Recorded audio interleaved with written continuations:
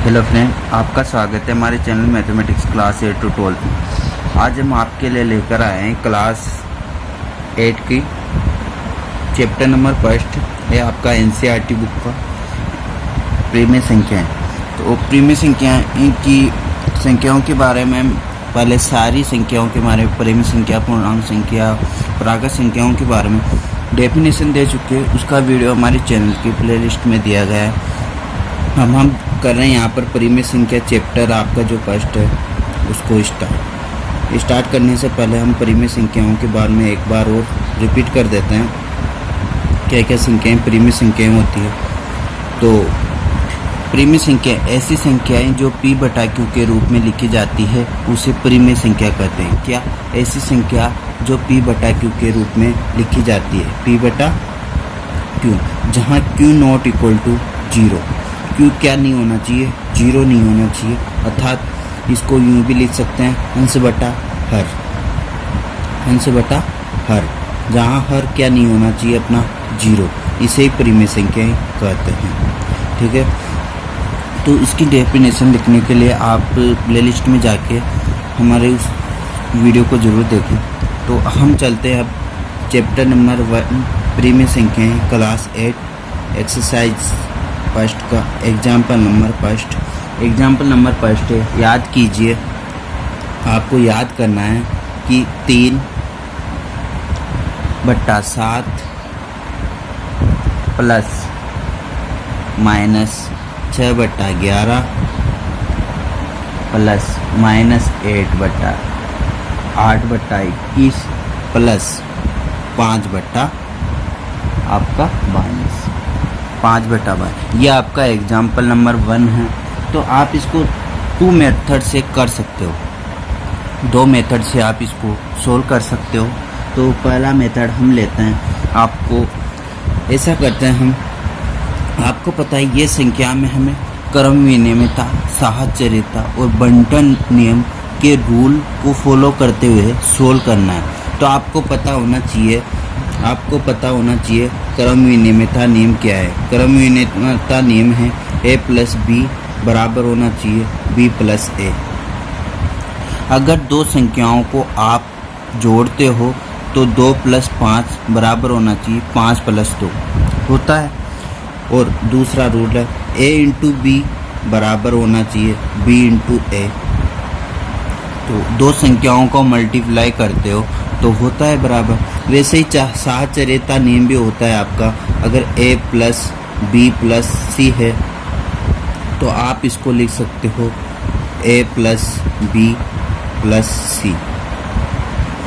वैसे ही बंटनता नियम और अदर रूल भी होते हैं। तो इसका भी हमने वीडियो बना के अपलोड कर दिया, तो आप वहाँ से जाके देख सकते हो। तो अब हम इस एग्जाम्पल को सोल्व करते हैं।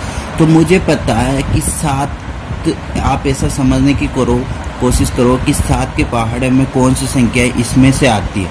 तो 7 के पहाड़े में 21 आता है, तो मैं 21 को इसके साथ ले लूँगा। क्या करूँगा? मैं 21 को 7 के साथ ले लूँगा। तो 3/7 प्लस माइनस का 8/21 ले सकता हूँ फ्रेंड, ले सकता हूँ। तो मैंने यहाँ ले लिया, यहाँ मैंने ये लिया 21 के।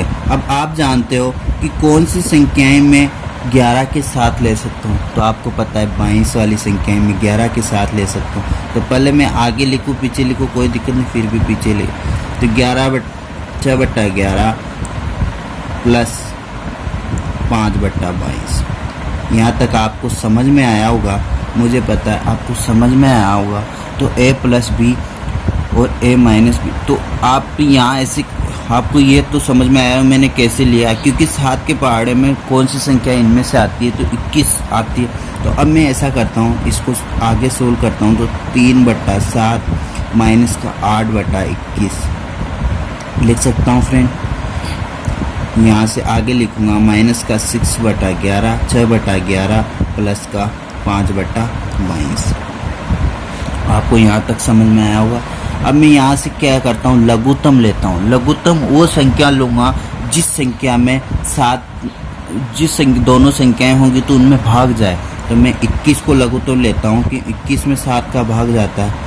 तो 21 में लघुत्तम लूँगा तो मैं ऐसे करूँगा, इस 21 को इधर मल्टीप्लाई करूँगा, 7 का भाग दूँगा तो कितनी बार 21 का 7 का 3 बार, तो 3 इंटू 3, क्योंकि 3 तो पहले था, 3 इधर से इधर गया तो उसमें 7 का भाग दिया तो 3 बार गया, माइनस इधर तो मैं 21 का भाग दूंगा तो 21 इंटू 21 एक बार ही होगा, एक को 8 से मल्टीप्लाई करूँगा तो 8 ही आएगा।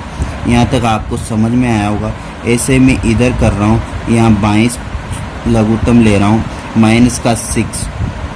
अब यहाँ 22 में 11 का भाग दूंगा तो 2 बार, 2 को 6 से मल्टीप्लाई करूँगा तो 12, प्लस 22 में 22 का भाग दूंगा तो एक बार, एक को 5 से मल्टीप्लाई करूँगा तो 5।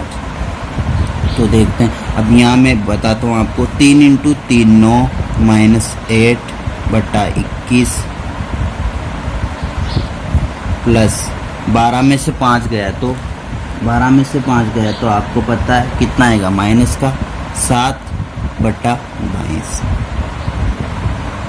ऐसे ही में यहाँ से 1 बटा 21 बचेगा आपका, और यहाँ से माइनस का 7 बटा 22 बचेगा। यहाँ तक समझ फ्रेंड, में यहाँ प्रीमीकरण नहीं करके, ये लघुत्तम नहीं लेके मैं यहाँ से एचसीएफ लेके भी सोल्व कर सकता था। एचसीएफ यहाँ 7 21 11 और 7 और 21 का 11 और 22 का क्या लूँगा, एचसीएफ। बट मैंने आपको ऐसे ही समझाने की कोशिश की बिना एचसीएफ लेते हुए, क्योंकि मैं आगे जाके आपको एचसीएफ को डिटेल में समझाऊंगा। तो आप पहले लघुत्तम लेने की कोशिश करके यहाँ सोल्व करने की कोशिश करो, फिर आगे आप लघुत्तम से करेंगे।